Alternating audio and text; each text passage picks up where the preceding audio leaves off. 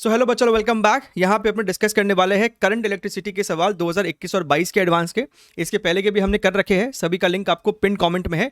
तो चलिए हम लोग इस सेशन को शुरू करते हैं। आप चाहो तो वीडियो को एक बारी पॉज करके खुद से ट्राई कर सकते हैं।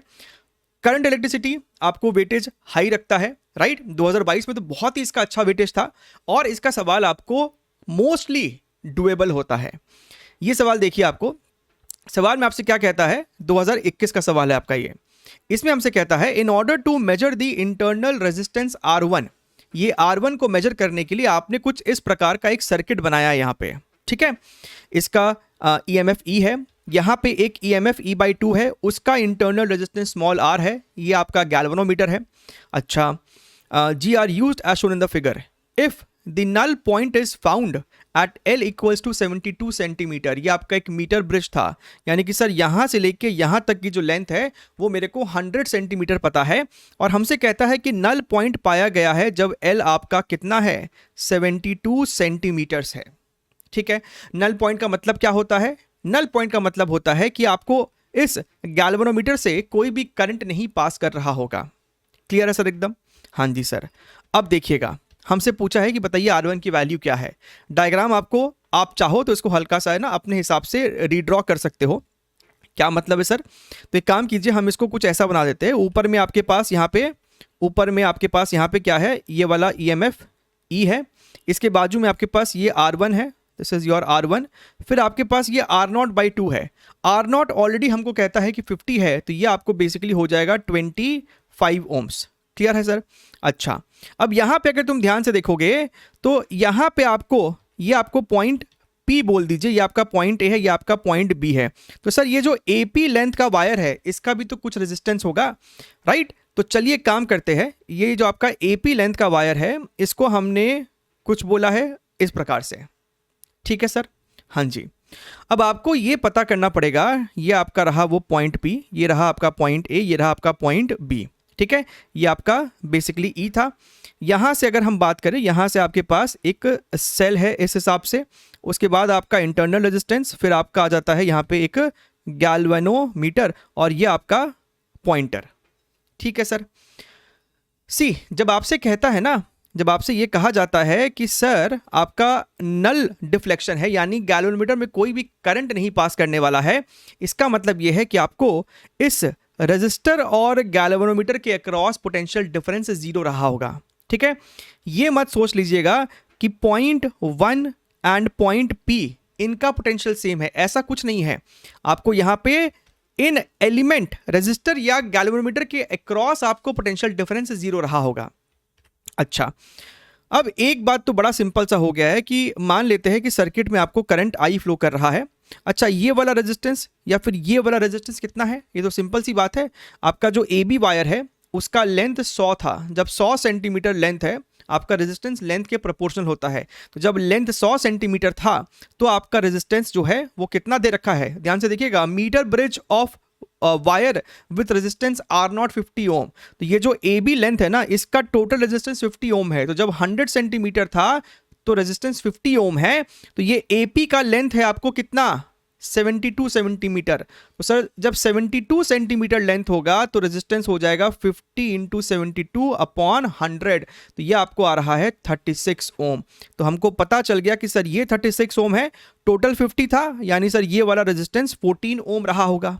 ओके सर, हाँ जी। अब देखिएगा, अब यहां पे आपके पास I को लिखने का एक तरीका क्या है भैया, आपका इसके अंदर ना कोई भी करंट है नहीं, तो इस वाले सेक्शन में आपको कोई भी करंट नहीं है, तो हम चुपचाप कह सकते हैं कि सर ये जो I की वैल्यू होगी that is EMF E upon total resistance, तो 36 प्लस 14, भैया आपको करंट जो है वो यहीं से यहीं निकल जाएगा। तो ये दोनों सीरीज में तो है, 36 प्लस 14 आपको कितना हो गया है, 50, and this 50 plus 25 is your 75 plus, और ये आपका R1, ठीक है। एक तो तरीका ये हो गया हमको I लिखने का। एक और यहां पे आप पॉइंट देखिएगा, यही जो आपका I है, यही जो आपका I है, इस हिसाब से जा रहा है, इस हिसाब से करंट जा रहा है। तो आप ये जो है ना आपका, ये वाला जो आपके पास एक लूप दिख रहा है, इसके अंदर ना आप KVL लगा दो, आप इसमें जो है गोल घूम जाइए।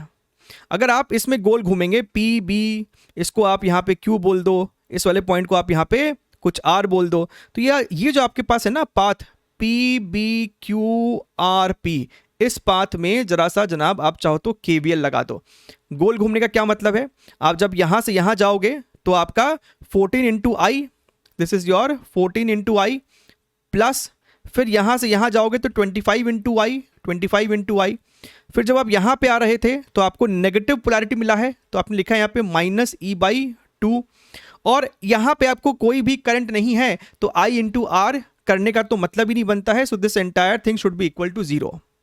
समझ में आया कैसे हमने सर्किट में यहाँ पे गोल घूमे हैं। तो यहां से आपको I की वैल्यू कितनी आ रही है, E/39 इंटू 2 78।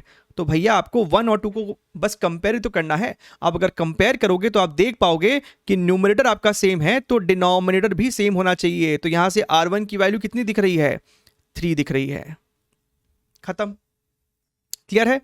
चलिए आगे बढ़ते हैं, नेक्स्ट सवाल देखते हैं, क्वेश्चन नंबर 2। यहां पे हमसे क्या कहता है, 2022 का ये सवाल है, मोर देन 1 करेक्ट।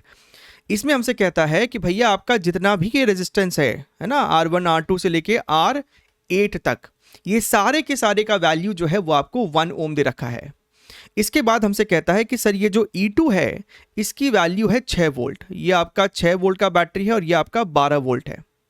हमसे यहाँ पे R1 में कितना करंट है, R2 में, R3 में, R5 में हमसे ये पूछ रहा है।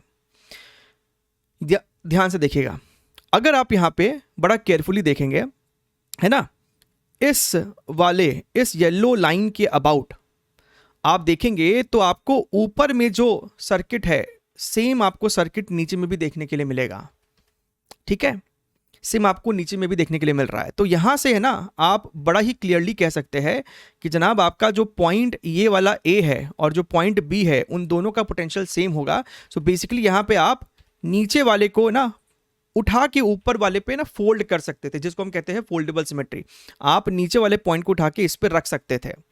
एक और तरीके से इसे समझ लीजिए, समझिएगा। यहाँ पे सपोज कीजिए यहाँ पे आपको I करंट निकला, तो ये I करंट जब जाएगा तो थोड़ा सा करंट आपको इसमें निकला और थोड़ा सा करंट आपको इधर चला गया। तो आप बाई सिमेट्री देख सकते हैं ना कि भैया जितना पोर्शन करंट ऊपर गया होगा उतना ही तो करंट नीचे भी गया होगा, यानी दोनों में आपको करंट का जो बंटवारा हुआ है वो सेम टू सेम हुआ होगा। अब एक और बात, अगर आपने इस वाले पॉइंट का पोटेंशियल मान लीजिए 0 बोल दिया है तो भैया इतना तो दिख रहा है ना, ये 0 है, ये R6 की वैल्यू भी 1 ओम है, ये R5 की वैल्यू भी 1 ओम है। तो दोनों ही रेजिस्टर के अक्रॉस करंट भी सेम फ्लो कर रहा है, रेजिस्टेंस भी सेम है, यानी इनके अक्रॉस पोटेंशियल ड्रॉप भी सेम का आएगा। इसका मतलब इस वाले पॉइंट का पोटेंशियल अगर V होगा तो इस वाले पॉइंट का पोटेंशियल भी V होगा। तो एक बात हमको सर समझ में आ गया है कि सर ये दोनों पॉइंट्स का पोटेंशियल जो है वो सेम टू सेम है। तो हम ऐसे में क्या करते हैं, जिन दो पॉइंट्स का पोटेंशियल सेम है उनको आपस में ना चिपका दो। अब सर्किट को थोड़ा सा ना रीड्रॉ करने का बारी आ गया है। तो जब आप ये वाला पॉइंट A है, ये वाला पॉइंट B है, आप जब इस वाले पॉइंट को पलट के फोल्ड करेंगे इस एक्सिस के अबाउट, आप इसको पलट के ऐसे फोल्ड करके ना इस पे चिपका देंगे तो आपको दिखना चाहिए कि आपका R2 R4 पैरेलल में हो जाएगा। राइट? क्यों सर? क्योंकि भैया जब आपका, आप ऐसा समझिए कि जब सर दोनों ही पॉइंट सेम पोटेंशियल है, ये भी A है, ये भी A है, राइट? इसको आपने कुछ भी बोल दिया है, B बोल दीजिए, तो सर R6 A और B के बीच में है, R5 A और B के बीच में है। तो यहीं से आपको क्लियर हो जाता है कि जब आप इसको फोल्ड करके ऊपर चिपकाएंगे तो R6 R5 पैरेलल में है, R2 R4 पैरेलल में है, R7 R8 आपको पैरेलल में है। ठीक है, तो एक बार में ही वो चीज को अप्लाई करते हुए हम लोग डायग्राम बनाएंगे। ये आपका बेसिकली हो गया है E2 की वैल्यू कितनी थी, ये आपको 6 वोल्ट है, तो यहां हमने मारा है 6 वोल्ट। इसके बाद आपका रजिस्टर आ जाता है, इस हिसाब से ये आपका ऐसा हो जाता है, and this is your register, this is your 12 volt, this is your 1 ohm, this is your 1 ohm. ठीक है, अच्छा यहां पे आपका अब ये कितना हो जाएगा, R2 और R4 पैरेलल में था तो इनका हो जाएगा resultant half ohm, this is basically your half ohm. ठीक है, उसी प्रकार आपका ये वाला जो पॉइंट है, ये वाला रेजिस्टेंस भी हाफ ओम हो जाएगा, और आपका जो सर ये वाला रजिस्टर है, ये वाला जो आपका रजिस्टर है, ये भी आपको बेसिकली हाफ ओम हो जाएगा। अच्छा ठीक है, अब देखिएगा ये 1 ओम और ये हाफ ओम भी तो सीरीज में ही है। अब एक बार जब हमने सर्किट को रीड्रॉ कर लिया है, आपको दिख रहा है ना कि जो करंट यहाँ है वही करंट सर इसमें भी है। सर ये हाफ और ये 1 बेसिकली आपका सीरीज में है, तो एक काम कीजिए हाफ और 1 को जोड़ के फिलहाल के लिए 3/2 बोल देते हैं, ठीक है। तो इसको यहाँ से हटाया, इसको यहाँ से हटाया, so what we are saying, इसको ऐसे बना दीजिए डायरेक्टली, ये ऐसे बनाया, ये ऐसे बनाया, और ये हाफ की जगह हमने यहाँ पे लिख दिया है 3/2 ओम। सिमिलरली यहाँ पे भी आपको 3/2 हो जाने वाला है, this is also your 3/2 ohms. Clear है एकदम? अच्छा, अब यहाँ पे एक काम करते हैं, मान लीजिए कि आपका ये पॉइंट का पोटेंशियल 0 है। अब हम लोग यहाँ पे पॉइंट पोटेंशियल करने वाले हैं, इसका पोटेंशियल 0 है तो इसका पोटेंशियल -12 होगा, क्योंकि ये आपका 12 वोल्ट दिख रहा है। ये 0 है तो ये वाला पॉइंट आपका 6 होगा, दिख रहा है ना, ये प्लस माइनस ऐसे है। अच्छा, इस वाले पॉइंट का पोटेंशियल नहीं पता है तो इसे x मान लीजिए। अब यहाँ पे लगाइए KCL, यहाँ पे लगाइए KCL, और हमेशा हम लोग क्या मानते हैं कि सब करंट जो है सर आपका सर्किट से उस जंक्शन से दूर जाता हुआ मान लेते हैं, तो I1 + I2 + I3 0 हो जाएगा। तो सर क्या लिखेंगे, x - 6 अपॉन 3/2, ठीक है। तो लिखिए x - 6 upon 3/2, right, plus x - 0 upon half, यानी कि sir 2x, plus x minus of -12 which is your x plus 12 divided by 3/2 equals to 0। इसको जो है अपने को सॉल्व करना है, ठीक है। एक काम कीजिए, ये जो 2 है पहले इसको तो हटा ही दीजिए, दोनों तरफ 3 से मल्टीप्लाई कर दीजिए, तो ये आपको हो जाएगा x - 6 plus 3x plus x plus 12 equals to 0। तो यहाँ से क्या रहा है, 3x plus x is your 4x and 5x, और ये आपका 12 है, ये आपका -6 है, so this becomes your -6, so x is equal to -1.2 volts.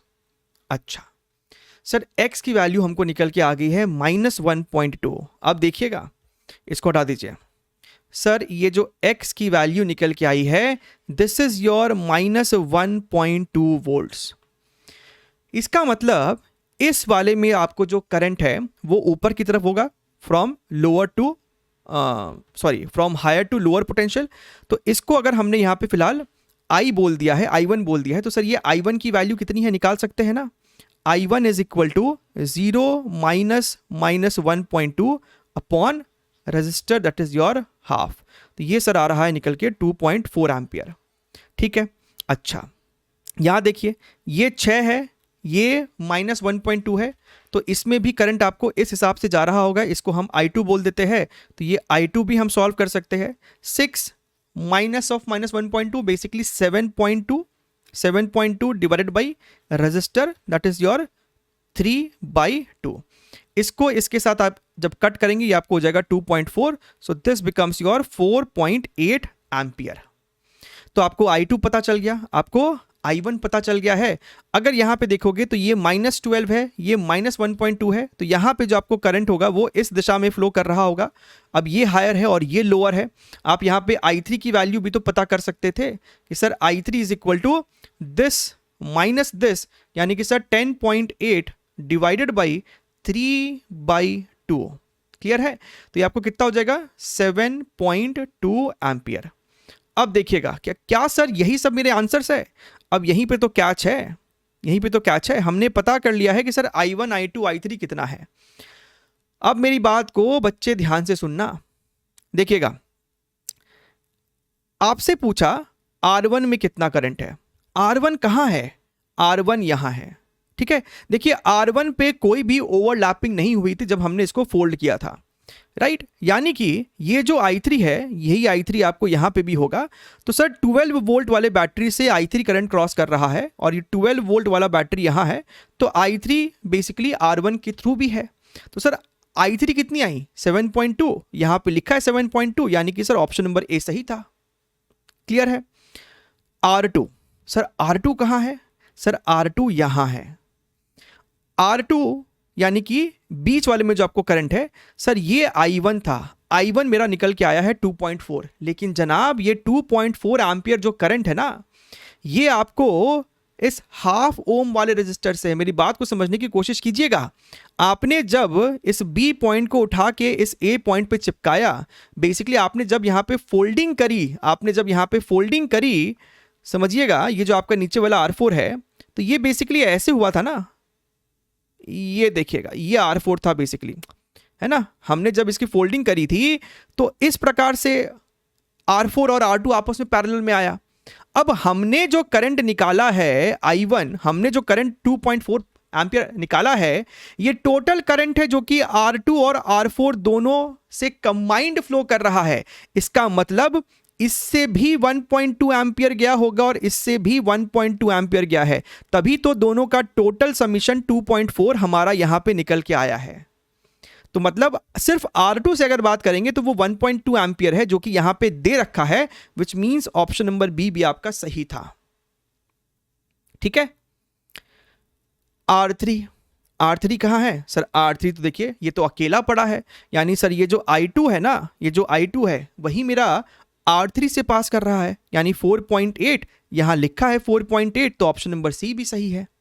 और आखिरी में R5, यानी कि सर ये नीचे वाला, राइट, नीचे वाला कहां गया भाई? जब आपने इसको इसके ऊपर फोल्ड ऐसे किया है तो R5 और R6 आपस में पैरेलल में हो गया था, ऐसे देखिएगा, ये हो गया आपका बेसिकली R5। अगर तुम और ध्यान से देखो ना तो R8 भी है ना, इसके ऊपर ऐसे पैरेलल में आ गया था, समझिएगा।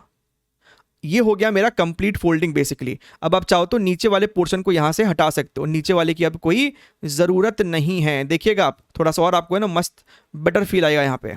सो बेसिकली हमने जो यहाँ पे चित्र बनाया था, हमने जो यहाँ पे चित्र बनाया है, वो इन दोनों को कंबाइन करने के बाद जो बना था, है ना, हाफ ओम आया था, और इसके हाफ में हमने ये वाला 1 जोड़ा, तो इवेंचुअली मेरे पास यहाँ पे 3/2 आया था। अब देखिएगा हमसे यहाँ पूछा है सर R5 के थ्रू, तो भैया हमारा जो ये I2 निकल के आया है which is nothing but 4.8 ampere, ये सर कहाँ है? ये टोटल है, यानी कि इसमें भी आपको 2.4 फ्लो किया होगा और इसमें भी 2.4 फ्लो किया है, इन दोनों का टोटल ही तो है मेरे पास यहाँ पे I2, यानी कि सर 2.4 जो कि दिया हुआ है हमको आंसर में, वो सही जवाब है। ऑप्शन नंबर डी भी आपका सही है। क्लियर है एकदम? ठीक है। So this is how you can see आपने इसको कैसे सॉल्व किया है, राइट। अगर आप इसको एक और इसमें यहाँ पे आप बेसिकली चीज़ समझ सकते थे, देखिएगा आप यहाँ पे एक और अप्रोच समझ सकते थे। जब हमने यहाँ पे ये -1.2 वोल्ट निकाला है, तो ये जो -1.2 वोल्ट है ना, वो -1.2 वोल्ट इसका भी है और ये -1.2 वोल्ट इसका भी था, है ना। ये आपका हमने 0 माना था, ठीक है। ये वाला जो आपका पोटेंशियल है ये मेरा 6 निकल के आया है, तो आप यहाँ से भी निकाल सकते थे कि सर आपका R5 कितना निकल के आएगा या फिर आपका R6 में कितना निकल के आएगा। क्लियर है एकदम? चलिए अगला सवाल देखते हैं यहाँ पे अपने क्वेश्चन नंबर 3। इस सवाल में क्या कह रहा है? मीटर ब्रिज का आपका सवाल है ना। ये R1 की वैल्यू कितनी है हमको नहीं दिया, वो X ओम दे रखा है। ये R2 की वैल्यू कितनी है वो हमको दे रखा है सर 1 ओम। ये जो आपका है ना, ये जो आपका है देखिएगा, the radius of the wire varies linearly, very important word linearly, along its axis from 0.2 mm to 1 mm, यानी इस वाले एंड का रेडियस 0.2 है, इस वाले एंड का रेडियस 1 mm है। A galvanometer connected to the centre of the wire 50 centimetre from each end along its axis. तो ये जो आपका टर्मिनल है, ये पॉइंट, ये मिड पॉइंट पे रखा हुआ है। अगर ये 50 है तो सर ये भी 50 है। क्लियर है एकदम? हाँ जी सर। अच्छा, तो हमसे यहाँ पे ना x की वैल्यू पूछ रहा है। ये पॉइंट आपका बेसिकली नल डिफ्लेक्शन का है, ठीक है। अच्छा, एक काम करते हैं, इस चित्र को है ना, इस डायग्राम को आप यहाँ से हटाइए और हम लोग यहाँ पे थोड़ा सा है ना इसको रिड्रॉ करते हैं अपने हिसाब से। सो बेसिकली हमारे पास क्या है, हमारे पास यहाँ पे एक रजिस्टर है, हमारे पास यहाँ पे एक रजिस्टर है। ये वाला मेरा R1 था, that is your X ohm, और ये वाला सर मेरा R2 है, that is your 1 ohm. Clear है? अच्छा, नाउ लेट अस सी, आपके पास जो है ना सिलेंड्रिकल फ्रस्टम शेप का बेसिकली है, यहाँ पे बड़ा डायमीटर है। And let us do one thing, इसको थोड़ा सा और यहाँ से छुपा दीजिए। यहाँ पे आपके पास ऐसा, ठीक है, थोड़ा सा इसको एग्जैजरेट करके बना रहे हैं, ये देखिए ऐसा। क्लियर है एकदम सर? अच्छा, और यहाँ पे आपका वो गैल्वेनोमीटर था, आपने इसको लाया, आपने इसके मिड पॉइंट पे रखा हुआ है। तो सर साफ साफ दिख रहा है कि यहाँ पे जहाँ पे आपने इसको टच कराया है वहाँ का रेडियस थोड़ा सा अलग है। यहाँ का जो सर रेडियस होगा वो सर अलग होगा। ये इसका एक्सिस बना लिया हमने वायर का, ठीक है। ओके सर, ये जो आपका रेडियस है इसको हमने R1 बोल दिया है, ये रेडियस को हमने यहाँ पे R2 बोल दिया और ये वाले रेडियस को हमने यहाँ पे R3 कह दिया है। अच्छा, मान लीजिए अब यहां देखिएगा रेजिस्टेंस जो आपको होता है वो होता है रो L बाई ए किसी वायर का। सर यहां तो आप जब लेफ्ट से राइट जा रहे हो क्रॉस सेक्शन एरिया बार बार चेंज हो रहा है, तो रेजिस्टेंस आपका निकालना इतना सिंपल नहीं होगा, you have to go through integration.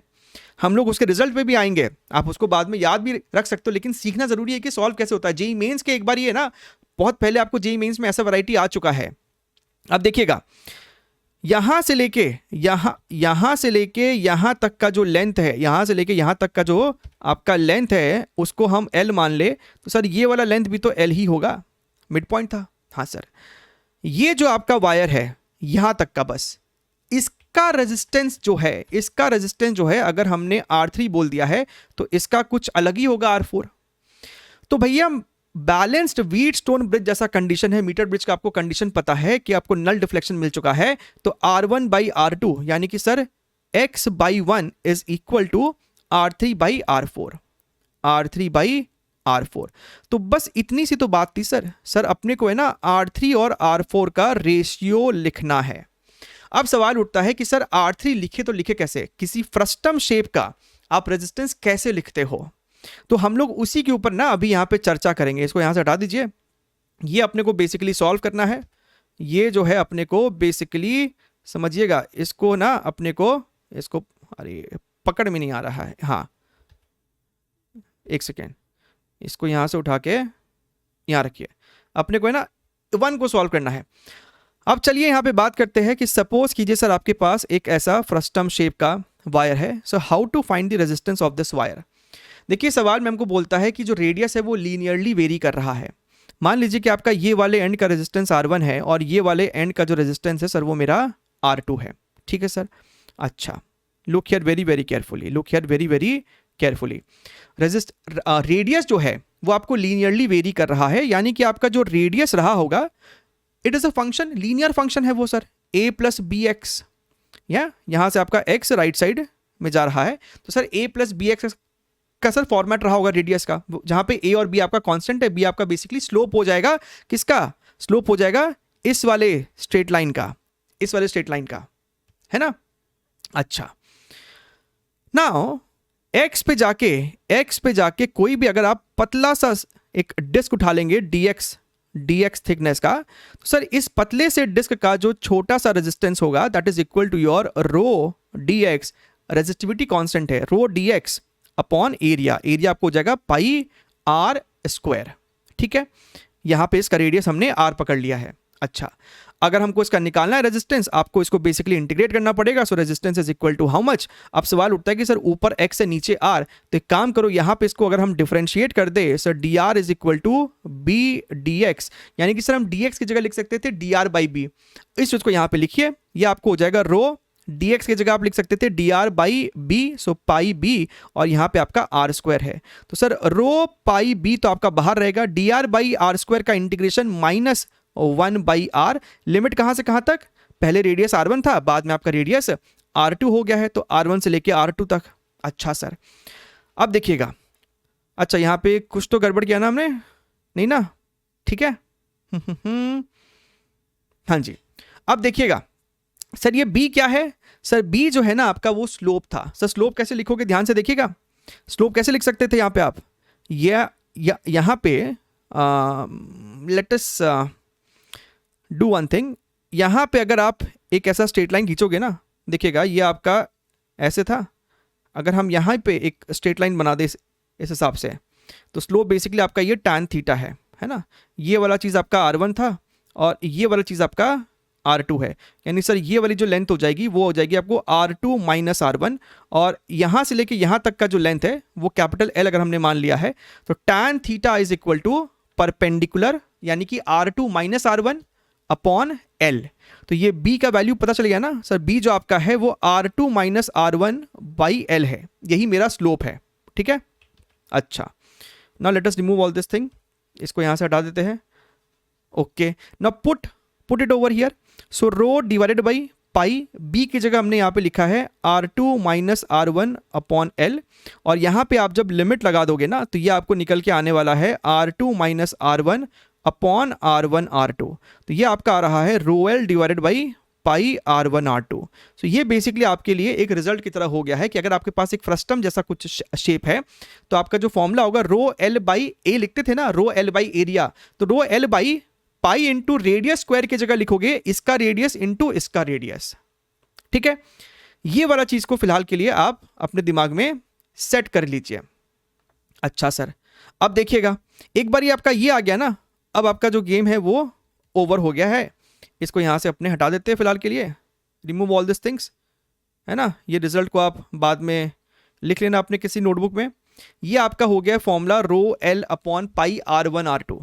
अब यहां पे अगर तुम ध्यान से देखोगे x is equal to R3 है, यहां पे रेडियस आपका R1 था, तो R3 कितना हो जाएगा, rho L divided by pi R1 into R2, ये हो जाएगा rho L divided by pi R2 into R3, है ना। ये दोनों रेडियस का मल्टीप्लीकेशन, तो यहीं से अपने को दिख रहा है this is how much, this is your R3 by R1। R3 कितना है, 1 है, देखिएगा 1 mm है, और नीचे वाला आपका 0.2 था, so this turns out to be 5। तो अगर ध्यान से देखोगे तो कैलकुलेशन बस इतना ही था।